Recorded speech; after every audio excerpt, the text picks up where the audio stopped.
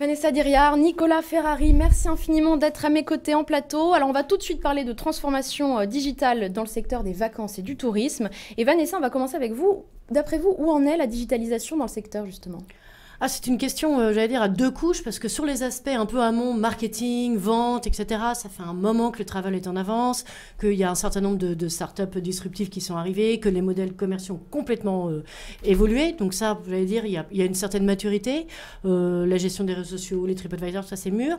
En revanche, quand on va un peu plus en profondeur et qu'on regarde comment le numérique transforme profondément la relation de service que vous avez avec votre client, est-ce que ça change la politique de push et de pull d'informations, comment on gère la continuité entre l'hôtel, les parcs et le réseau central, et tous ces aspects où vraiment il y a une transformation profonde du modèle, je pense que le secteur du tourisme est en train d'aller vers ça, et il y a quelques exemples assez notables d'ailleurs.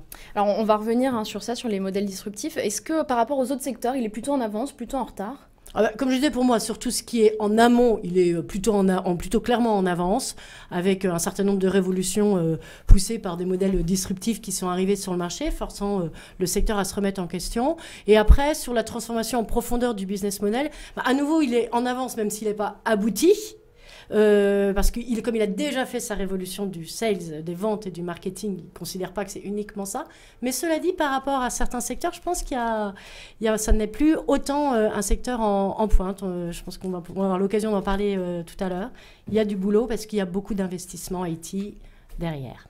Alors Nicolas, ces dernières années, je vous apprends rien, on a vu l'apparition d'une multitude d'offres basées essentiellement sur l'économie collaborative. Évidemment, le meilleur exemple, c'est Airbnb, mais aussi Blablacar, TripAdvisor, il y en a d'autres. Évidemment, ça permet de faire des économies pour l'utilisateur. Mais est-ce qu'il y a d'autres raisons, d'après vous, de leur succès ? Oui, je pense qu'il y a une raison fondamentale qui est que le digital en fait a permis l'émergence de nouvelles offres touristiques qui correspondent à un besoin qui est nouveau, un besoin qui a émergé en fait petit à petit dans le temps. Le besoin d'avoir une expérience touristique qui soit différente, parce que fondamentalement je suis d'accord avec ce que vous disiez, la première transformation digitale ça a été la distribution. Donc avant vous alliez dans une agence au coin de votre rue, maintenant vous allez sur internet pour réserver votre voyage. Mais l'offre touristique en tant que telle a relativement peu évolué en fait ces dernières décennies. Vous prenez les mêmes avions, vous dormez dans les mêmes hôtels et vous allez dans les mêmes restaurants qu'avant. Et donc grâce au digital, ce qu'on voit c'est l'émergence d'une offre alternative. C'est plus uniquement une question de distribution, c'est une question d'offres différentes qui vient répondre à un besoin nouveau qui est celui que nous donnent tous nos utilisateurs, qui est de vivre à Londres comme un Londonien, à Berlin comme un Berlinois, d'avoir cette expérience locale, cette expérience authentique. Ça décloisonne un petit peu finalement ce marché, tout le monde peut prendre part à ce marché potentiellement. Et effectivement, et l'intérêt de l'autre côté pour nos hôtes, c'est que jusqu'à présent quand vous étiez parisien, j'ai envie de dire, vous subissiez un petit peu le tourisme à Paris, vous voyez des millions de touristes débouler à Paris et vous n'avez pas vraiment l'impression d'en profiter. Grâce à ces modèles qu'on appelle d'économie collaborative, les Français peuvent profiter du tourisme, devenir acteurs du tourisme même. Et on imagine que ça doit faire un petit peu peur tout ça aux hôteliers justement plus traditionnels. Comment ils réagissent face à tout ça ? On voit plutôt une complémentarité entre les deux. Alors, ce qu'on voit, c'est dans les chiffres déjà, c'est que depuis qu'Airbnb est arrivé en France, les taux d'occupation des hôtels ont continué à monter. Ils sont, par exemple, à Paris autour de 80% régulièrement chaque année, ce qui veut dire en fait que les hôtels sont pleins. Donc, Airbnb apporte plutôt une capacité d'accueil supplémentaire. Et puis, les motivations sont très différentes en fait. Si vous venez passer une nuit à Paris dans un voyage d'affaires, que vous arrivez tard, vous repartez tôt le lendemain matin et que vous voulez un room service, vous irez toujours à l'hôtel. Si vous êtes en famille, que vous cherchez un logement pour 5 nuits avec une cuisine, un environnement familial, vous irez dans un appartement ou une maison. Est-ce que c'est pas propre à Paris, qui est quand même la ville la plus touristique du monde ? Est-ce que c'est la même chose dans d'autres pays, dans d'autres régions ? Quand on regarde les chiffres, Laurent Fabius a annoncé des chiffres sur le tourisme la semaine dernière en montrant que malgré les événements qu'on a connus en janvier avec les attentats sur Charlie Hebdo, qui ont eu un impact très négatif sur l'image de la France, malgré cela, les chiffres du tourisme dans l'hôtellerie étaient bons en France sur le premier semestre. Donc on voit qu'il y a vraiment une complémentarité et je pense on ne peut que se réjouir d'avoir une offre complémentaire qui émerge et de donner plus de choix finalement aux utilisateurs.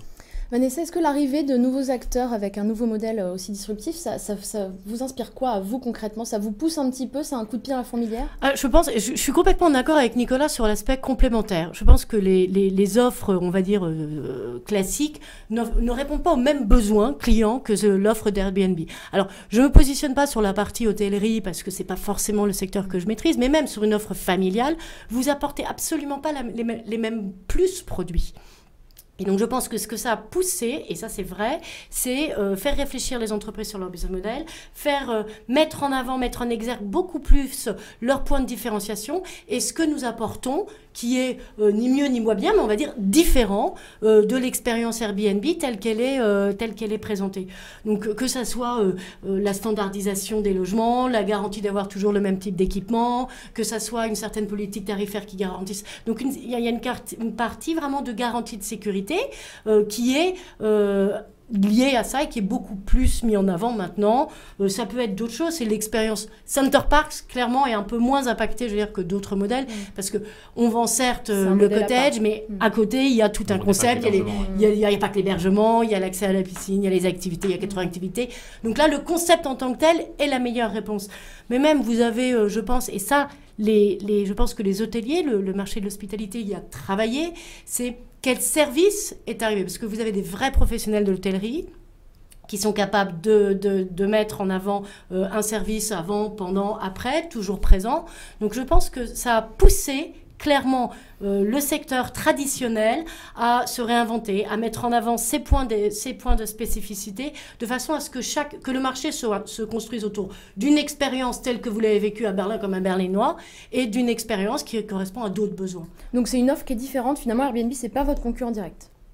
Je pense que ça l'a poussé à nous. Non, pour Center Parcs, clairement, Airbnb, je ne le considère pas comme un concurrent direct. Maintenant, dans l'univers du tourisme, la concurrence, oui, vous voulez partir 3 jours, où est-ce que je pars et quand est-ce que je pars. Et en fonction de votre besoin client du moment, vous n'allez pas adopter la même réponse. Si vous allez vers un city break, vous n'allez absolument pas adopter la même réponse. Donc je pense que l'intérêt, c'est effectivement d'approcher la complémentarité, de montrer que l'offre traditionnelle a un certain nombre d'avantages et de mieux les dire et de mieux les proposer à nos clients, de mieux les faire vivre. Et ça, c'est toute la puissance d'une marque, d'un produit homogène, standardisé, de garantie, de personnel, de professionnalisation qui est pas apportée par une approche C2C, même si ça apporte d'autres expériences et que ça répond à un autre besoin. Comment vous répondez justement à l'arrivée de ces nouvelles startups sur le marché? Vous vous y préparez? Ça accélère la transformation digitale en interne? Ça se passe comment? Alors, comme l'a dit, et à nouveau, je pense qu'on est très aligné avec Nicolas. Oui, la transformation de la distribution a été faite. Donc sur la partie, on va dire, digitale, amont de la vente, ça ne fait que nous pousser parce que ça ne fait qu'encore émerger la prédominance d'Internet. Mais je veux dire que l'enjeu n'est pas là. On s'y pousse par l'excellence du service. C'est-à-dire qu'en gros, comment on se prépare, donc la meilleure réponse, c'est ça. C'est la meilleure réponse. Et comment le numérique, le digital, la data, présente, disponible partout, la connexion entre les systèmes de réseau centraux et les systèmes sur parc font ça. Et donc, vous voyez apparaître un certain nombre de choses, d'applications, de sites mobiles qui apportent ce service, cette garantie à nos clients. Nicolas, qu'est-ce que vous ressentez à l'égard d'Airbnb? Est-ce que c'est de l'hostilité, de la peur, de la jalousie, de l'envie? En général, on vous accueille comment? En général, on nous accueille bien. Je pense que ça a pas mal évolué aussi. Donc, on est présent en France, on a un bureau à Paris depuis début 2012, depuis presque 4 ans maintenant. Je trouve que les questions et les réactions que l'on suscite ont beaucoup évolué. Au début, c'était beaucoup d'étonnement, de questions, essayer de comprendre ce qu'était ce modèle, qui étaient les personnes qui mettaient à disposition leur logement quand il était disponible, etc., qui était notre communauté. Et aujourd'hui, ce que je ressens de la part des pouvoirs publics, mais des autres acteurs du tourisme et du grand public, c'est le fait de dire que ce modèle existe. Il n'est plus une question de savoir si il faut qu'il existe ou qu'il n'existe pas, mais des questions sur qu'est-ce que ça veut dire pour le tourisme, comment il va évoluer, qu'est-ce que ça veut dire pour les villes, etc. Et donc je trouve qu'on est passé d'un questionnement au début à maintenant des débats qui sont intéressants sur des vraies questions de fond. Et on le voit par exemple sur la taxe de séjour. Je ne vais pas rentrer dans les détails, mais qui a été un vaste débat depuis 1 an et demi, et quel est le rôle de plateformes comme Airbnb sur la taxe de séjour. C'est un vrai débat de fond et qui arrive à la fin sur des solutions. Donc moi, ce que je perçois, c'est plutôt un bon accueil, des bonnes questions, et puis on arrive à trouver des réponses à ces questions. Mais vous, quand même, vous alimentez le débat et vous orientez un petit peu la nouvelle face, le nouveau visage un petit peu de ce marché. Oui, mais je pense que, honnêtement, nos interlocuteurs sont conscients qu'Airbnb apporte un complément à l'offre touristique traditionnelle. Laurent Fabius a annoncé un plan en annonçant qu'il voulait atteindre 100 millions de touristes d'ici 2020. C'est un plan qui est ambitieux et on a besoin de l'ensemble des acteurs du tourisme pour arriver à atteindre ces objectifs-là. Donc voilà, je pense que l'accueil honnêtement est très positif. Il y a des actualités qui vont arriver, la COP21, l'Euro 2016. Est-ce que les pouvoirs publics doivent être plutôt contents de vous avoir sous le coude, si je puis dire, pendant ces occasions-là? C'est sûr qu'Airbnb d'ailleurs a été créé à l'occasion d'un événement à San Francisco, donc c'est vraiment dans notre ADN de répondre à la demande pendant des événements. Ce qui se passe pendant un événement, c'est que vous avez un pic temporaire de demande pour une ville particulière. Vous ne pouvez pas construire des capacités d'hébergement longue durée, donc des hôtels ou d'autres capacités d'hébergement uniquement pour couvrir ce pic d'une semaine ou de 2 semaines. Donc en fait, permettre aux Parisiens ou aux habitants d'une ville de façon générale de mettre à disposition leur logement pendant la durée de cet événement, c'est sûr que c'est un moyen extraordinaire de pouvoir répondre à la demande particulière d'un événement. Alors, autre question qu'on ne doit pas souvent vous poser, est-ce que Airbnb se prépare également à l'arrivée de startups un peu encore plus disruptives que vous? C'est une bonne question. Alors Airbnb est une boîte jeune, on a été créé en 2008. On considère qu'on apporte, je ne sais pas si disruptif est le bon mot, je ne sais pas très bien ce que ça veut dire, on apporte une offre qui est nouvelle dans le monde du tourisme. Bien sûr que d'autres acteurs arriveront avec d'autres idées dans le futur. Ça ne nous fait pas particulièrement peur. En revanche, ce qu'on essaie de faire, c'est que ces idées, on les ait avant les autres, bien sûr. Mais ça, je pense que c'est le jeu de la concurrence. De rester à la page. Et tout le monde joue le même jeu. Mais non, ça ne nous fait absolument pas peur. Et vous, alors, chez Center Parcs, Vanessa, comment ça se passe? Par quoi ça passe concrètement, la transformation digitale? Alors c'est très très large. À nouveau, sur la couche amont, je ne reviens pas, c'est très simple, toute la partie distribution. Ensuite, d'abord, c'est de l'IT. C'est relier nos systèmes, des parcs, des hôtels, avec le système central, de façon à ce que le parcours client soit très fluide et qu'il ait accès à l'ensemble des fonctionnalités soient les mêmes, l'accès soit le même, qu'il soit avant, pendant et après son séjour. Ça, c'est hyper important et pour ça, il faut absolument... Par exemple, si vous voulez réserver votre parcours d'Acrobranche, ça nécessite d'avoir un planning, un agenda. Et donc, souvent, ça, c'était géré au niveau local. Et donc, c'était très cassé pour le client. C'était, oui, vous venez chez Center Parcs, mais il faudra être sur place pour préparer.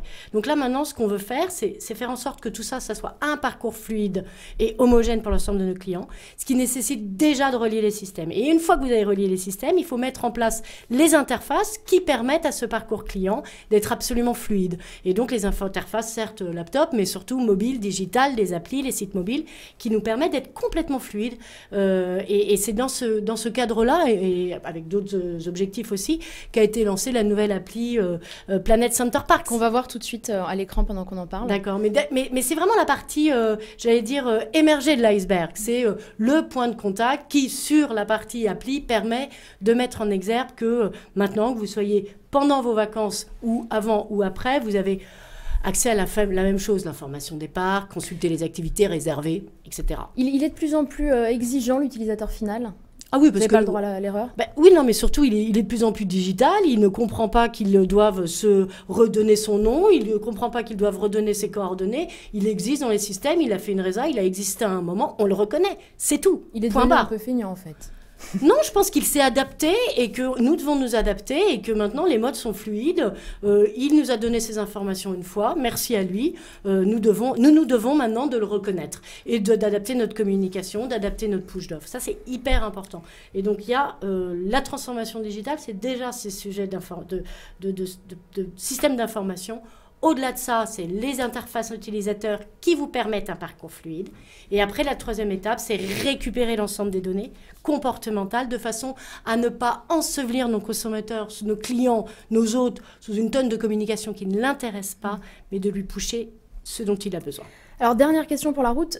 Qui est-ce qui gère réellement la transformation digitale? C'est le Chief Digital Officer? C'est le DSI? Qui c'est? Le marketeur. On me pose souvent cette question. Alors, ma réponse personnelle est très claire. C'est la révolution numérique, elle est portée par le DG ou elle n'est pas. Parce que sinon, si ça va être l'un ou l'autre, il n'aura pas les pouvoirs d'action. Le DSI va faire une révolution technologique et pas client. Je suis un peu blanc-noir.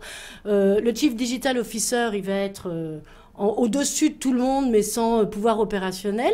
Le marketeur, il va vous faire juste des réseaux sociaux, mais c'est pas ça le digital, ça va bien au-delà.